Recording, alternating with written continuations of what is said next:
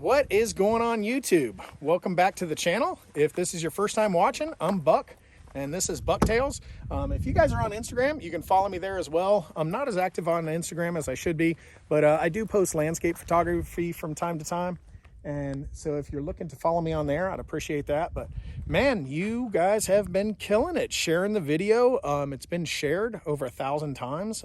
I just don't know what to say. It's been really fun experience to see the van build video take off. Some of the other videos are getting some views as well. It's clear that Chris Farley is the star of the show. People love the old van, and I'm so glad because I love it too. It's actually worked out better and been more fun than I expected it to, which is rare in life. I mean, it's been a pain in the ass. I have some funky little electronic gremlins and module gremlins going on. It's pretty capable off-road. It's as capable as a Sprinter van or something like that. It's nowhere near as capable as like a Ford Raptor, but I like to say, I don't know if it's true, but it may be the most capable 66 Grumman Olson step van off-road in the world. Maybe. I hope. I think. I'll take it. And some guy from Estonia said, hey, I like that you got, if you've seen the original build video, I got a petrified wood sink from Estonia, and a guy from Estonia said, hey, that's amazing. I didn't even know we had those petrified trees here. So that's cool that you got it from Estonia. I was like, well, I said, thanks to this comment, I can now say that me and Chris Farley are world famous. So actually looking in the analytics, I was surprised. About 20% of the views are from overseas. The channel has a way higher percentage of female watchers than I thought. It's up to like 7.3%. So I'm killing it with the ladies. What? I don't even know why I did that. I apologize. But as you can see, in the last 100 days, we've got to go to some cool locations here. Went up to Montana, Wyoming, Idaho, Texas, Mississippi. So the boxes are getting jammed up with stickers. Got to go to Ron John's, and anyone that knows Florida knows that that makes me a kook surfer, where it's definitely a tourist trap, but growing up there, I had to go, and I loved it. I got a cool pair of shorts for cheap. Well, relatively cheap. And here comes the wind. So I'm gonna go back behind the 66 and hide from the wind, because in that first video, I promised you guys I would get a better mic to stay out of the wind. Once again, in the background, if you can see it, it's all the wind turbines, just hundreds of them, because it gets 40, 50 mile an hour wind through here. So I'm trying to shoot this video early in the morning to avoid the wind, but I bought a $130 Rode mic. Doesn't work. Whenever I play back the video after recording hours of video, it'll be poppy and unusable. So I don't know if it's my adapter cable, the mic's messed up or what, but my drone went in a lake. My computer completely fried out on me. Apple replaced that, MacBook Pro. My hard drive completely crashed. I've got that at a company now, trying to recover like 20 hours of video I shot for you guys. That is lost. My iPhone 11 crapped out on me. I haven't had the best luck with electronics on this trip. And I'm definitely being hard on the electronics. Still, I have had the worst luck. And then between the electronics giving me problems, my back's been fighting me. I was driving a lot more than I expected. I had planned on just getting to Florida and staying there until like about this time. I'd planned on staying in Florida till mid-January or so. I had hoped to be in the Keys right now. But man, it was 20 or 30 mile an hour wind pretty much every day. My old fishing spot, Mesquite Lagoon, it's just completely changed. It used to be crystal clear water. You could see thousands of fish in a day. Typical day, you would see many hundreds of fish if you knew it well, and you could cover a lot of ground. You would see just tons of fish. That's completely changed. People are lucky there now if they're catching 2 or 3 fish outside of this main channel called Haulover Canal. So the water went from crystal clear to basically the color of this carpet. So it was really nasty, not a lot of fish left, not a lot of fun. And then with it being windy every day, I just kind of bailed on Florida. Came out here to try to focus more on mountain biking and snowboarding. But I was able to go through Sedona on my way back. And man, if it wasn't for the state tax, which isn't that high in Arizona, I would want a home base potentially out of Arizona or Utah, because they're so gorgeous. I love the mountains. I absolutely love California as well.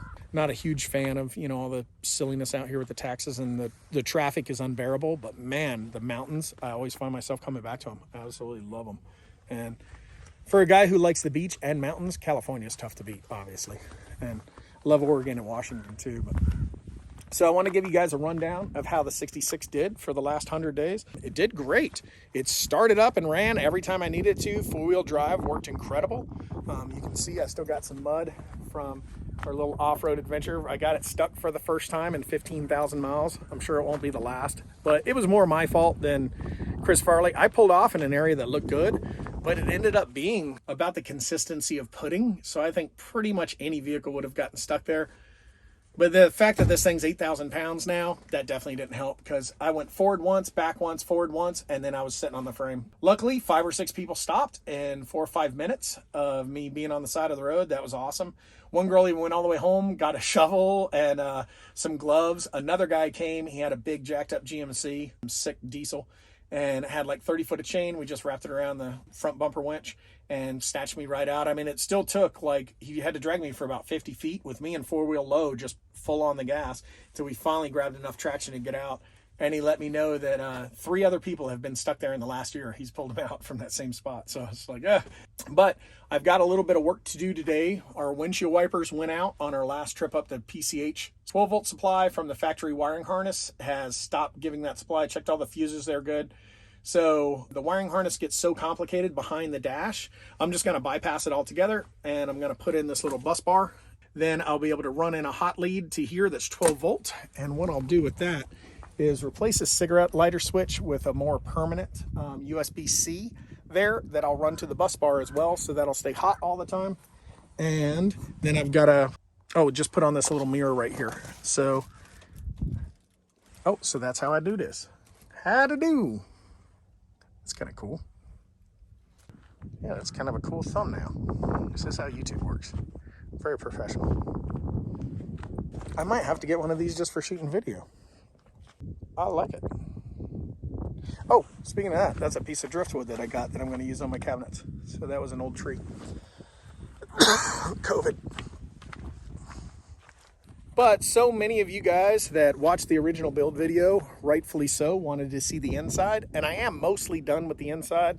I think I'll be working on this thing in 15 years, but I'm probably 95% of the way done. The biggest things I have to do is I'm going to get a live edge countertop for the back cabinets, and then put that petrified wood sink from Estonia on there with my faucet, and then I'm pretty much done. But I'll show you guys, and by done, I mean where it's livable, usable, and good to go. I'll always be tweaking this thing as I learn more, and as I find more efficient ways of doing things, better places to put things. But so many of you guys had asked for an interior tour, and I'll try to do a real quick one of those right now.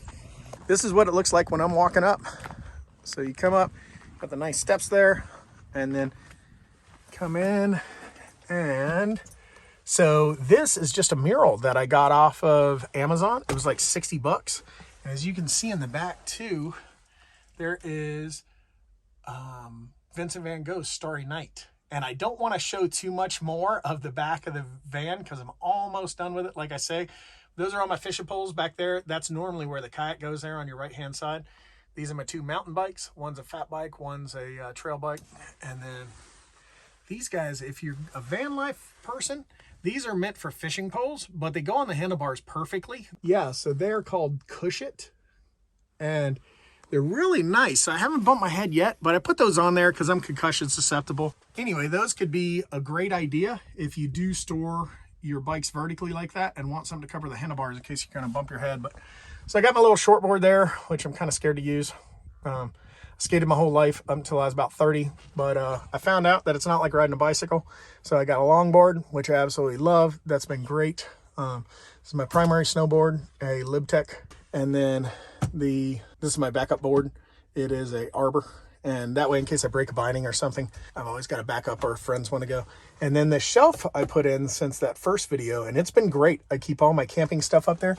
It's actually in there with this unistrut.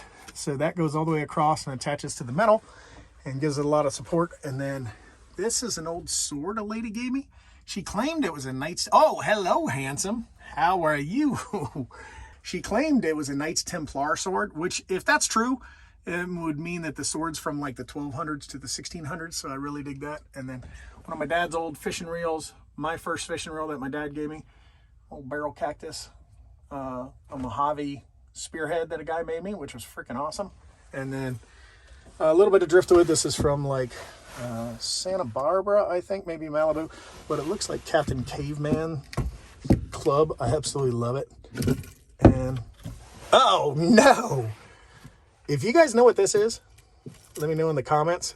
I think people from the South may know what that is. A lot of old timers down there used to use them for toothpicks, but this is just a real cool piece of driftwood I got from Mosquito Lagoon, my favorite old fishing area that's now kind of dead, and some old lures I retired. Oh, and my dad's flies are over there. Those two little flies. Those were some of his. Those are like 50 years old. And then just a piece of wood from an abandoned mining town here in California.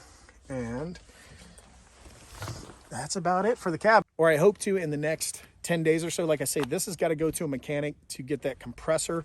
I've got to get the AC compressor fixed, get my coolant system fixed.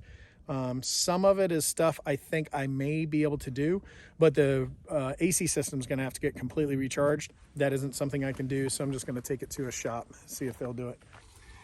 So I've got a blind spot when I'm pulling up to a road. If I come up perpendicular, obviously I can just look out my passenger window. If the door's open, that's great. You get so much vantage point from there. But with no windows on the side and this thing being as big as it is, if I'm perpendicular, I'm good.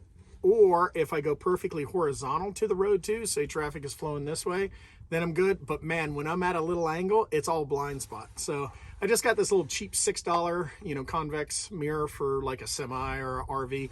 Came with some adhesive strips on the back here, but I just replaced those with some insulated assortment clamps. So those are normally these for hanging up wire, pipe, something like that. So that will go around the frame of the mirror, and that will help eliminate my blind spot. Cheap and easy, like me.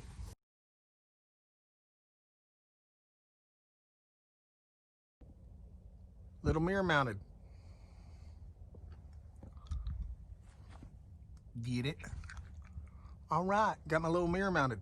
Done. All right, so we've got that switch, which is hot on the right there. When you close the breaker, it's hot on the left as well. I'm just gonna tie in that bus bar on the left. And there's not really enough room for me to get the camera in here while I'm working, getting this thing mounted. It's just a couple screws anyway, so I'll let you see when it's done. All right, step one, bus bar mounted, done. All right, well, after I got out 100 tools and got all my stuff, it was actually a pretty simple project. I shouldn't even act like it was hard, but it did take me a little longer than I thought, just trying to tidy everything up. But now I've got this guy. This is a 50 amp breaker as well with a nice reset there. So didn't have a bus bar, so I just bridged it over with a clip, same there. And then right up there is a 15 amp inline fuse. I've still got to connect this guy to the firewall there and then tie wrap it over. But come over here. I'll spin you around here so I can look at you. And you can look at Chris Farley. All right. So I think it's a big deal, but watch how crazy these windshield wipers are. If you have OCD, this is gonna drive you crazy. Oh, anyway, I guess I better show you the little switch. But so low works good.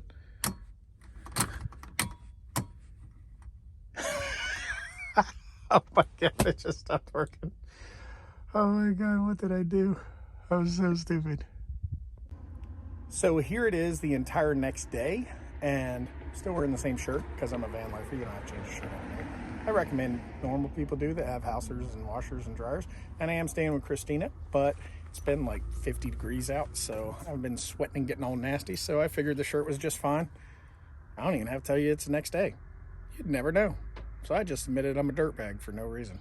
But that's what I typically do, is give more information than required. So yesterday, when I pulley the switchy, it worked for a split second. Went over, the fuse was blown, and I realized 25 amp fuse I had put in had blown. So the system originally had a 30 amp fuse. I did not have a replacement. Ran down, got one. By the time I got back, it was dark. I was tired, had to make dinner. Dogs wanted to go for a walk, a lot of things.